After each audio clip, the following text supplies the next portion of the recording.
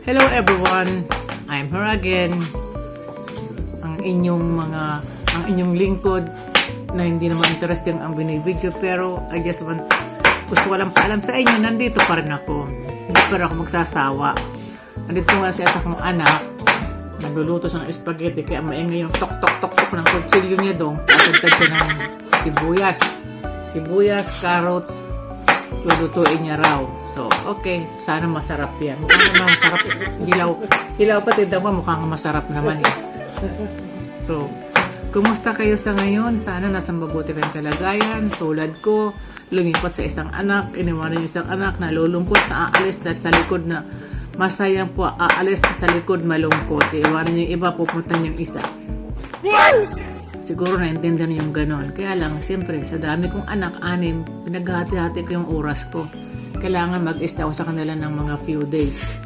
Dito nga sa huling mag-stay ako, 6 days lang ako dito. Doon sa isa, 10 days. Kaya medyo unfair. Pero mas kailangan ng tulong ng isa. Ito, wala naman siyang anak dito sa bahay. Dito naman ako manggugulo sa kanya. Ito na yung pinaka-relax ko dito bago ako umalis. Kasi, alis na ako sa 26. I have a long way, long drive. Magpa-flight naman ako ng 21 hours in the air. Wow! Plus 3 hours stopover. Bali, 25 hours ang aking biyahe sa 26 bago ako makarating sa aking tirahan. So, kaya kailangan ko rin mag-relax ako bago ako umalis. Bali, mahaba yung biyahe ko. Yung anak ko na siguro nakikita yung anak kong pinakamabait. Luluto ng spaghetti para sa asawa niya. Bangda. Hey, say hello. Hi. So, andito yung bahay ng anak ko. Nanood ka anak ko bago nagtatadtad ng carrots. Maingay yung tok-tok-tok-tok-tok. So, medyo dito relax ako. Wala ko naririnig na sigaw. Sigaw ng apo ko. Mapamulat ng mga bata. Walang iyakan, walang sigawan, medyo naninibago ang sitwasyon kasi medyo tumahimik. Pero kailangan ko talaga minsan tahimik. Doon nga pag naingayan ako, umakit na ako sa taas, doon ako nagkukulong na lang ako sa taas. Pag naingayan ako. Buti ka mo may taas na pwede ako magtago. Pag nandun siya sa Soraya, nandun doon na yun. Pag wala siya sa Soraya, mahirap. Ang iba kong video, pakikita ko sa inyo siguro mga 2 weeks later pa. Napakaganda yun mga biyahe kong yun. Doon ko kinunan yun. Saka, ikwipinto ko na pala sa inyo nga pala. Nung March 7, pumalis ako ng San Diego papuntang LA. Ang bagahe ko, 2. Ang biyahe ko papuntang LA, from San Diego to LA, 35 minutes lang. Pagdating ko ng LA, 2 bagay chinek-in ko, 2, isang malaki, isang maliit. Pagdating ko ng LA, isa lang yung bagay ko nakuha at yung malaki ay nawawala. Umikot, tapos na umikot yung carousel, wala nang dumarating na mga bagahe.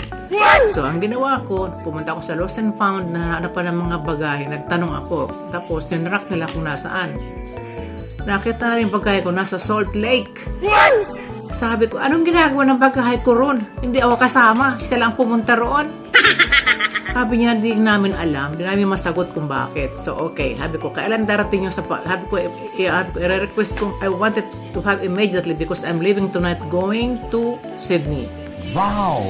Sabi niya, 6 hours daw later, darating yung bagay ko. Oh my God. Buto na lang ka mo.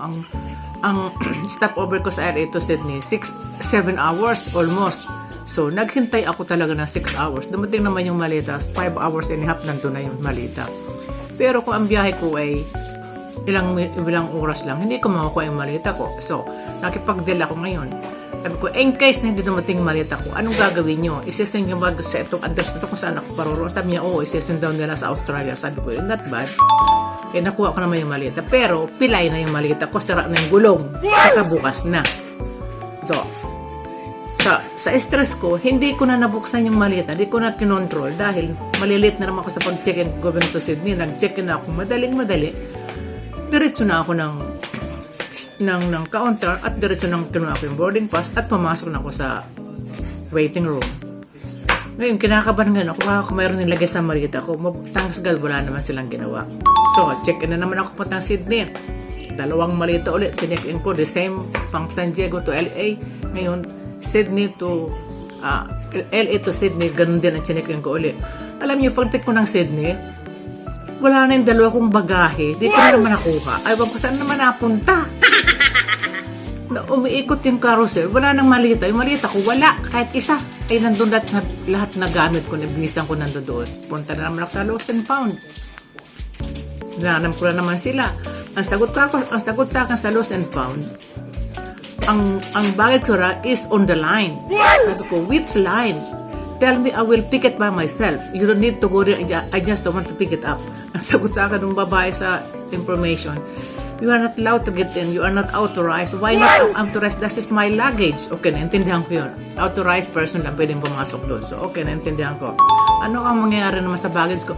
Wala ko akong susuot eh. Walang palitan ng damit ko. Ano lang damit ko sa bagahe. So, binigyan ako ng isang pajama, isang ternong pajama, Colgate, shampoo, yun lang. So, yung pangsuot ko sa baba, iisa lang. Sabi ko, ako'y kako mamamaw rito parang kambing.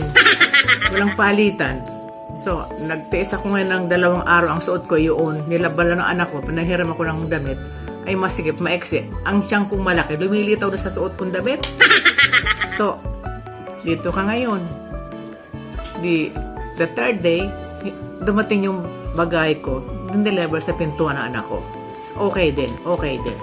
So, yun hatid nila. Ito bantuan na nga ako. Yun, yung isang malitan na naman, tuloy nang napilay. Sira talaga yung gulong. Ginawan nila, nilagyan ng plaster. Hindi na ako nagreklamo. Basta ang mahalaga na ibalik sa akin yung malita. Yun ang importante sa akin, ibalik yung malita. Yun lang, wala nang iba. So, yan ang istorya ko sa biyahe ko. Kaya, sa ngayon, matututo na ako yung biyahe ko. At isa pa, mabuti ka mo kinunan ko ng picture yung mga malita ko. Ugalit ko yung kinukunan ko ng picture bago ko iti-check-in. Mabuti ka mo, may picture yung mga malita ko. Lahat, pinakita ko ito ako yung malita ko. Itsura, ganito. Dahil ang luggage ko ay iba-ibang kulay. Dahil kako, pag ang baggage itim, lahat para-pero ng itim, nahihirapan akong identify kung alin yung malita ko. Kung bumili ako ng ibang kulay, may para bang baka ang kulay. Gray, black, so something funny. Yun, picture ko yun. Yung pinabinagoy ko sila. Naputi, nakuha nila mang kaagad. Yun. Hindi na ako nagreklamo sa sirang malita kasi ang mahalaga na ibalik sa akin yung bagahe ko. Yun ang importante. Yeah. Yun, kaya hindi ako nakapag-ano sa yung mabuti. Ako napag-vlog dahil mayroon na akong GoPro. Hindi ko masyado pag-aaralan ko pang mabuti. Kaya, see you soon. Siguro hanggang dito na lang muna ang video ko. Sana lagi akong supportahan. Thank you. Bye. See you soon.